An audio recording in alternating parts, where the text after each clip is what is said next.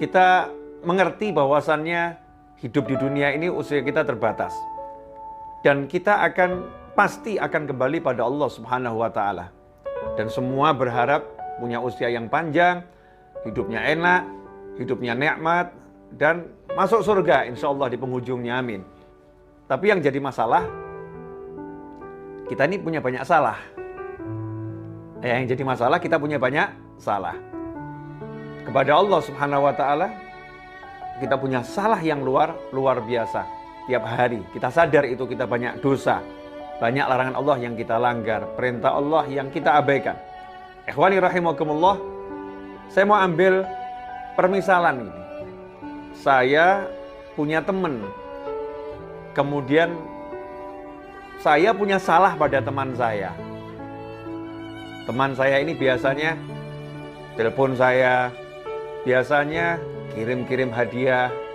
Tapi ketika saya punya salah kepada teman saya tersebut, dan itu membuat beliau kecewa, maka kalau saya tidak segera minta maaf dan mengejar maafnya, bisa jadi teman saya tersebut tidak akan telepon saya lagi. Teman saya tersebut tidak akan kirim-kirim pesan lagi. Teman saya tersebut tidak akan kirim-kirim hadiah lagi. Kenapa? Karena dia lagi marah kepada saya. Dia lagi marah kepada saya. Dalam hubungan sosial bermasyarakat, kalau kita punya salah kepada seseorang, maka kita akan berjuang untuk meminta maaf dan mendapatkan maafnya. Seorang suami, dia berjuang untuk mendapatkan maaf istri. Seorang istri berjuang untuk mendapatkan maaf suami. Seorang anak berjuang untuk mendapatkan maaf ayah. Seorang karyawan berjuang untuk mendapatkan maaf atasan. Semua itu demi hubungan yang baik dan menyenangkan. Tapi masalahnya kok nggak begitu ya kalau kita punya salah sama Allah Ta'ala. Kenapa kita nggak mengejar ampunan Allah? Kenapa kita nggak mengejar maaf Allah? Apakah memang kita siap dimarah oleh Allah Subhanahu wa Ta'ala? Apakah kita memang siap mendapatkan siksa? Na'udzubillah min dzalik. Ikhwani rahimakumullah. Inilah sumber berbagai permasalahan. Inilah sumber berbagai hal yang tidak menyenangkan dalam kehidupan dunia kita. Berbagai hal yang tidak kita inginkan dalam kehidupan dunia. Sehingga Allah memberi kita hukuman-hukuman untuk menghapuskan dosa kita tersebut. Ya Allah memberi kita berbagai ujian untuk menghapuskan dosa-dosa kita tersebut.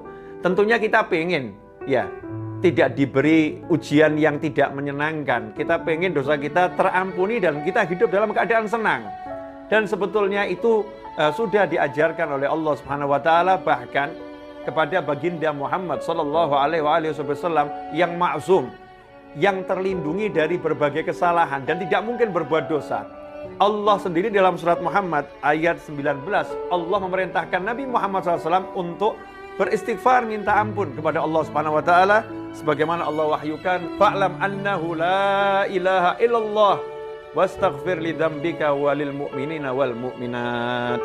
Kata Allah Subhanahu wa Ta'ala, fa'lam, ketahuilah sungguhnya tidak ada Tuhan kecuali Allah, wastaghfir li dzambika, dan beristighfarlah, minta ampun untuk kesalahanmu, walil mu'minina wal mu'minat, dan untuk kesalahan dosa-dosa orang yang beriman, baik laki-laki maupun perempuan. Rasulullah SAW tidak pernah berbuat salah, tidak pernah berbuat dosa. Tetapi untuk memberikan contoh kepada umatnya, kepada kita semua, Allah Subhanahu wa Ta'ala merintahkan Rasul untuk beristighfar. Dan sebuah kemuliaan, Allah juga merintahkan Nabi Muhammad SAW untuk memintakan ampun bagi seluruh mukmin, laki-laki maupun perempuan. Rasulullah mintakan ampun untuk umatnya. Ini kemuliaan buat kita semua, dimintakan ampun oleh Nabi Muhammad sallallahu alaihi wasallam. Maka ketika Nabi SAW ditanya, ya Rasulullah, apakah engkau beristighfar kepada Allah Subhanahu wa Ta'ala? Maka Rasul menjawab, iya. Di antaranya Nabi Muhammad SAW disebutkan, idzan sharafa min sholatihi istaghfara thalatha. Rasulullah SAW itu manusia, makhluk Allah yang sholatnya terbaik dari semua makhluk Allah Ta'ala. Tetapi selepas salam, Rasulullah SAW istighfar, minta ampun sama Allah, astagfirullah, astagfirullah, astagfirullah. Selepas sholat, istighfar, astagfirullah, astagfirullah, 3 kali sebelum melakukan yang lain. Wa an Abi Hurairah radhiyallahu anhu, juga disebutkan dari Abu Hurairah radhiyallahu anhu, qala sami'tu Rasulullah sallallahu alaihi wasallam yaqul, aku mendengar bahwasannya Rasulullah sallallahu alaihi wasallam bersabda, wallahi inni la astaghfirullah wa atubu ilaih fil yaumi akthar min 70 marrah, rawahul Bukhari. Demi Allah, sesungguhnya aku itu setiap hari beristighfar dan dan bertobat kepada Allah Ta'ala, minta ampun dan bertobat pada Allah Ta'ala, akthar min 70 marrah, lebih dari 70 kali. Rasulullah SAW yang nggak punya dosa, yang maksum dan tidak mungkin berbuat salah dan dosa, beliau minta ampun, istighfar dan bertobat lebih dari 70 kali. Rawahul Bukhari, hadits yang sangat sahih. Dalam hadits yang lain, Sayyidina Abdullah bin Umar radhiyallahu anhuma berkata, kunna na'udu li Rasulillah sallallahu alaihi wasallam fil majlis mi'ah marrah. Dahulu kami menghitung sekali duduk Nabi Muhammad SAW itu membaca 100 kali kalimat seperti ini. Rabbighfirli wa tub alayya innaka antat tawwabur rahim. Rabbighfirli, ya Allah ampuni aku, wa tub alayya, dan berilah aku taubat, terima taubatku, innaka antat tawwabur rahim, sungguhnya engkau maha menerima dan beri taubat, dan engkau maha penyayang. Nabi kita Muhammad SAW yang suci, yang dilindungi oleh Allah SWT dari segala hal. Rasulullah istighfar sekali duduk 100 kali. Ikhwani rahimakumullah. Hadits ini diriwayatkan oleh Abu Dawud, Tirmidzi, dan juga ulama-ulama yang lain. Kemudian kalau kita setelah mendengar hadits-hadits yang saya sebutkan di atas, malu rasanya kita ini. Dosa kita banyak, salah kita banyak, salat kita belum benar, mata kita maksiatnya, Masya Allah, lewat handphone, lewat tablet, lewat nyata, mata kita ini berkeliaran pada hal yang tidak diridhoi Allah Ta'ala, yang haram, seringkali kita lakukan. Tetapi mana istighfar kita? Mana minta ampun kita pada Allah Subhanahu Wa Ta'ala? Mana kita meneladani Nabi Muhammad SAW? Kita duduk, bahkan duduk itu kita tidak baca kalau mau bangun. Ya, orang mau bangun dari duduk disunahkan baca doa kafaratul majlis.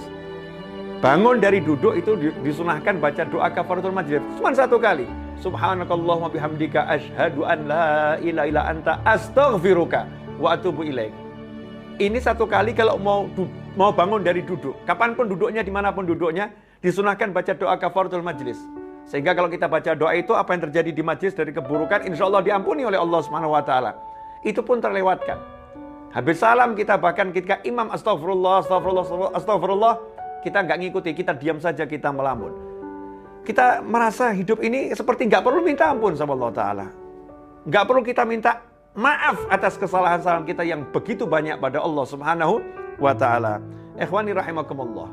Tentu ada dampaknya buat diri kita, buat fisik kita, buat jiwa kita, buat seluruh urusan kita, bisnis kita, keluarga kita, dalam kehidupan bermasyarakat.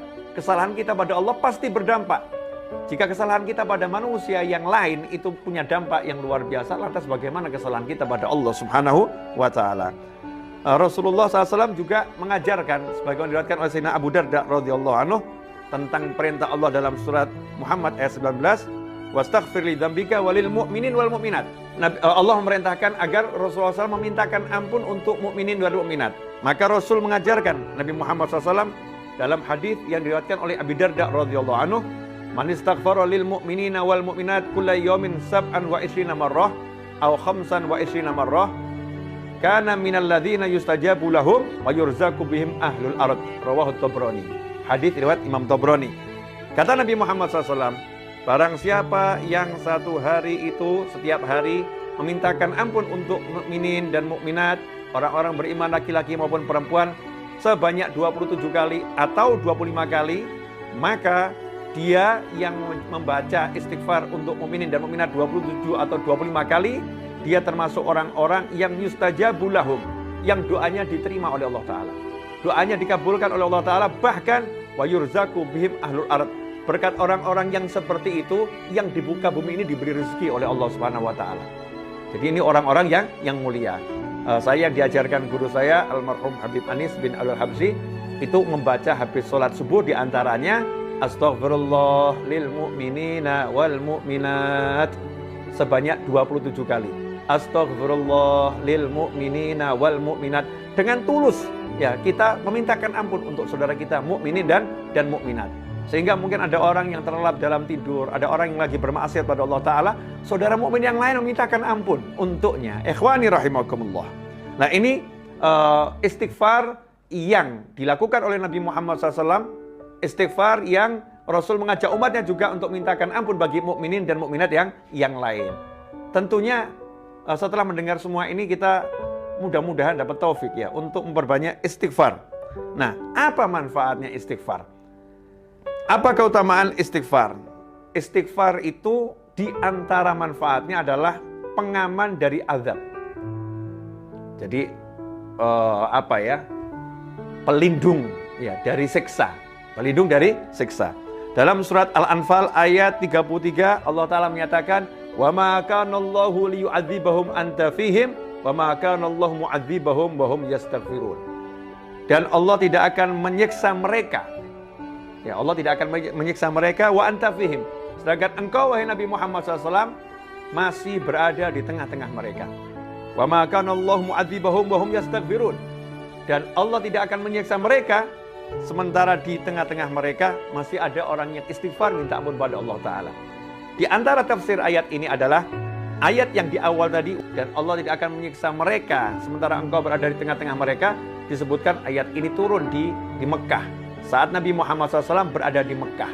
Saat Rasul masih ada di Mekah, maka azab tidak turun kepada orang-orang yang membenci Nabi Muhammad SAW. Nah setelah Nabi hijrah ke Madinah, azab juga tidak turun kepada orang-orang yang membenci Nabi Muhammad SAW di Mekah. Enggak turun azab kepada mereka semua. Kenapa? Karena masih ada sahabat yang belum hijrah. Masih ada sahabat yang berada di Mekah. Dan sahabat ini aktif beristighfar kepada Allah Subhanahu wa Ta'ala. Sehingga para sahabat mengatakan, para tabi'in mengatakan, para ulama mengatakan, siapa yang rajin istighfar, maka dia akan menjadi pengaman untuk dirinya dan untuk keluarganya. Untuk dirinya dan untuk teman-temannya. Jadi azabnya akan turun kepada dirinya maupun kepada keluarganya, pada teman-temannya. Ahli istighfar. Karena itu, ikhwani rahimakumullah, kita sadar kita banyak dosa. Agar kita aman di dunia, aman di akhirat, maka ini pegangan kita, minta ampun sama Allah Ta'ala. Minta ampun, astagfirullah. Ya Allah, aku minta ampun kepadamu. Astagfirullah. Ya Allah, aku minta ampun kepadamu. Dengan kita hayati dan sungguh-sungguh. Ikhwani rahimakumullah. Kalau kita ini mengalami rezeki yang seret, bisnis yang amburadul, kehidupan keluarga yang porak-poranda, dan hati yang gak enak, hati yang penuh dengan rasa suntuk, yang sedikit-sedikit suntuk, sedikit-sedikit sedih, susah. Ikhwani rahimakumullah, istighfar ini adalah obatnya. Istighfar adalah obatnya. Kita masih ingat bagaimana Nabi Nuh alaihissalam menasihatkan kepada umatnya, dan itu diabadikan Allah Ta'ala dalam surat Nuh ayat 10-12. Faqultu astaghfiru rabbakum innahu kana ghaffara yursilis samaa'a 'alaikum midrara wa yumditkum bi amwalin wa banin wa yaj'al lakum jannatin wa yaj'al lakum anhara. Kata Allah Ta'ala, Nabi Nuh mengucapkan di situ, fakultu, maka aku Nuh berkata, istaghfiru rabbakum. Kalian semua hendaknya istighfar, minta ampun kepada Tuhan kalian. Saat itu kaum Nabi Nuh mengalami paceklik yang luar biasa.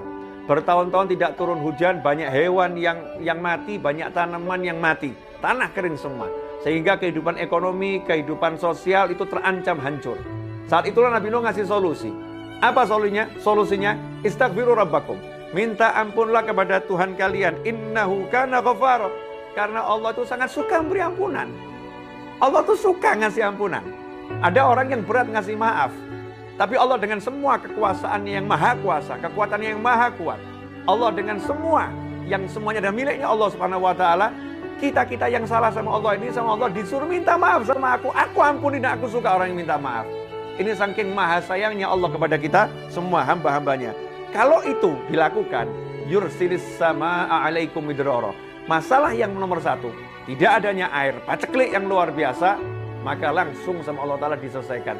Allah akan mengirimkan hujan yang lebat dari langit untuk menghapuskan semua kekeringan, dan semua sumber air yang kering akan diganti oleh Allah Subhanahu wa Ta'ala. Wa yumditkum bi amwalin wa banin. Dan Allah akan beri kalian kekuatan, pertolongan, dan dengan memberikan anak yang banyak, harta yang banyak. Bi amwalin, dengan harta yang beraneka ragam dan banyak. Wa banin, dan Allah akan berikan anak keturunan kepada kalian semua. Wa yaj'al lakum jannati wa yaj'al lakum anhara. Allah akan berikan kalian kebun-kebun dan Allah berikan sungai-sungai yang mengalir di dalamnya. Ikhwani rahimakumullah. Indahnya Al-Qur'an dikatakan di sini, wa yumditkum bi amwali wa banin. Allah akan beri kalian kekuatan dengan harta yang banyak dan anak yang banyak. Karena ada orang yang punya harta tapi nggak punya anak. Ada orang yang punya anak tapi nggak punya harta. Maka itu tidak lengkap kebahagiaannya. Tetapi Allah katakan orang yang rajin istighfar ini diberi harta yang banyak dan diberi anak yang banyak. Sehingga anaknya tidak jadi masalah dan hartanya akan bawa kebahagiaan untuknya. Ikhwani rahimakumullah. Sehingga Sayyidina Hasan Al-Basri radhiyallahu anhu ketika datang orang yang gak punya anak lapor kepada beliau, wahai imam, saya ini gak punya anak keturunan, beri saya amalan. Beliau pun mengatakan, bacalah istighfar. Gak lama datang lagi seseorang yang mengatakan, wahai imam, ya saya ini rezekinya sempit, hidup saya susah, ekonomi saya porak-poranda, beri saya amalan. Imam Hasan Al-Basri pun mengatakan radhiyallahu anhu, bacalah istighfar. Setelah orang-orang itu pulang, murid-muridnya bertanya, wahai imam, setiap orang yang datang, yang satu minta keturunan, yang satu minta rezekinya lancar, kenapa engkau beri amalan yang sama? Ya, amalannya istighfar, bukan amalan yang berbeda. Maka beliau menjawab, yang ngomong bukan saya, tapi yang ngomong Allah Subhanahu wa Ta'ala.